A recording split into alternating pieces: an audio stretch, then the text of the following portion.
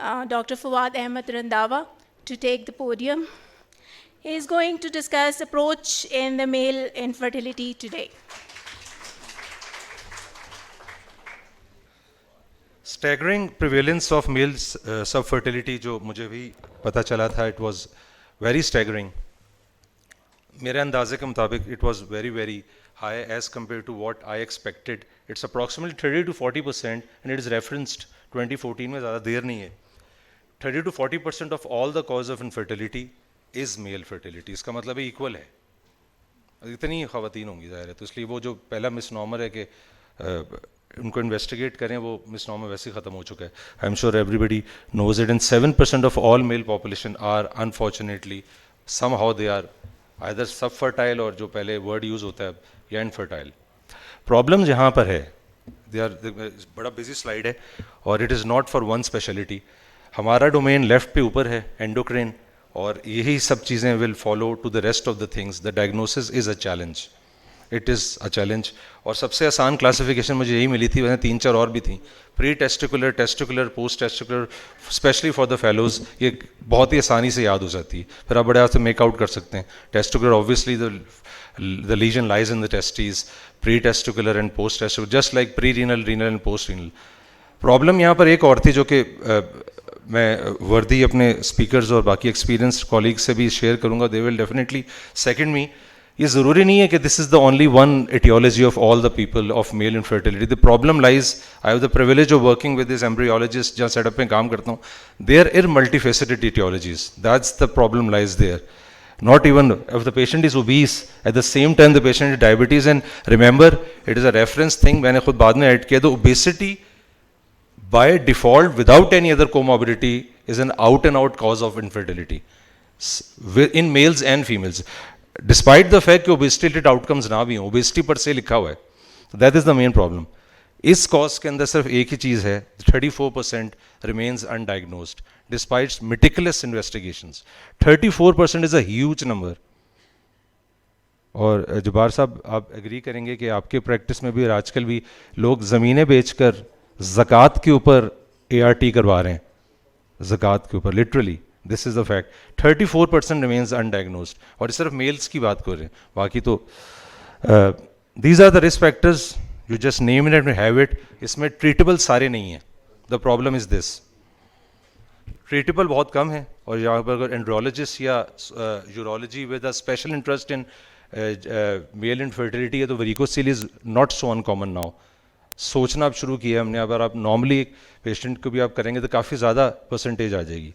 This is a very problem. सिर्फ ये सारी जो है सवाए एनवायरमेंटल रिस्क फैक्टर्स के, which again is easier said than done, कि smoking pesticides independently can cause the risk factors for infertility, but these all conditions, despite the fact you treat the igniting agent, whether the success rate lies here is very less. Conventional slide है, इसमें सबसे important चीज़ जो अभी discuss करें तो वो history ही है. और हिस्ट्री का problem in our setup still remains the barrier. We don't take a proper history because कुछ सोशल कंस्ट्रेंट्स आ जाती हैं. मेरा पहला जब एग्ज़ाम था तो प्रोफेसर खदीजा भी थी और जावा साहब भी थे.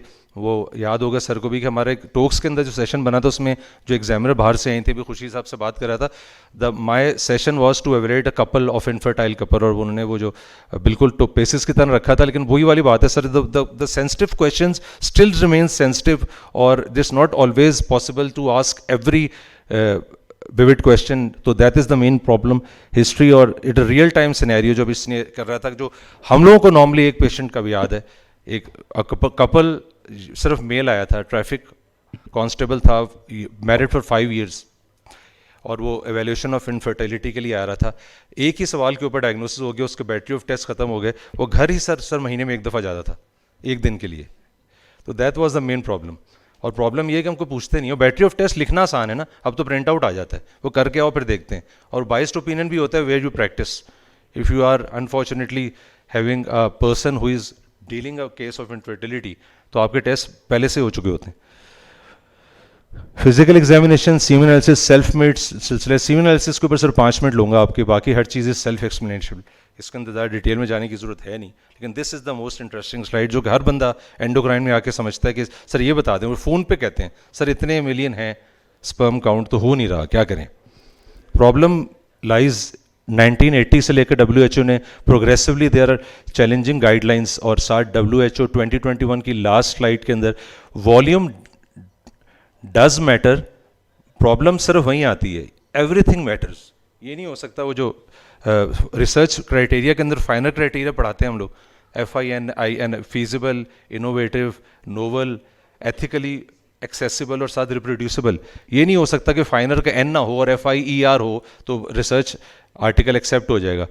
प्रॉब्लम इज हर चीज holds true. If you don't have a vitality and you have even more than 2 ml of volume, it's not successful, and vice versa. That is the main problem of this. और ज़्यादा खातिर खा there are not significant changes in the numbers. This is the last guidelines updated. जिस most likely जो सबसे important चीज़ हैं वो यहाँ पर आती हैं, जो कि ART इसके बाद जो एक आध स्लाइड के अंदर DNA damage testing is not so uncommon now, और ये बहुत ज़्यादा ईजिली एक्सेसिबल है, करते कम लोगों को हैं। एम्ब्रियोलॉजिस्ट से मैंने पूछा था, it's not very costly as well, 10,000 में वो लोग कर लेते हैं। मैंने उनसे पूछा था price, depending upon the setup. DNA damage testing as the name indicates not so uncommon, हर इंसान की करते नहीं है because of 2 reasons. No inclusion criteria is not being met for every patient, and 2 DNA damage का outcome कुछ नहीं है।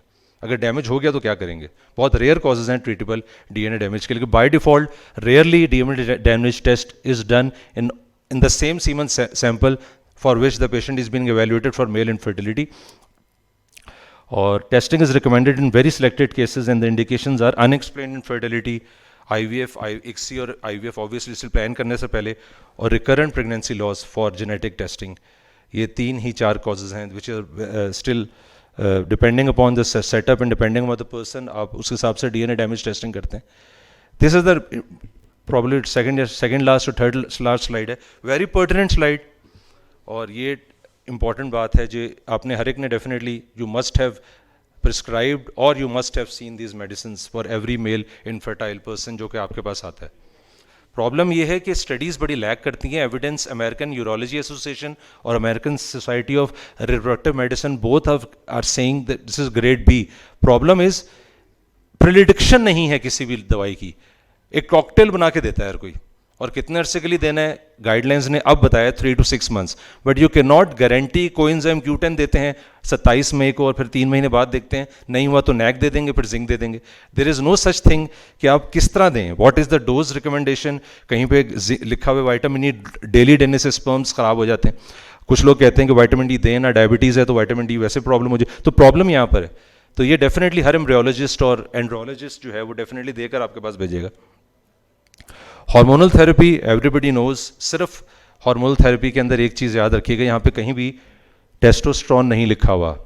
तो for all those people who are students और who are not dealing reproductive medicine, testosterone is never given for reproduction in males, they are never.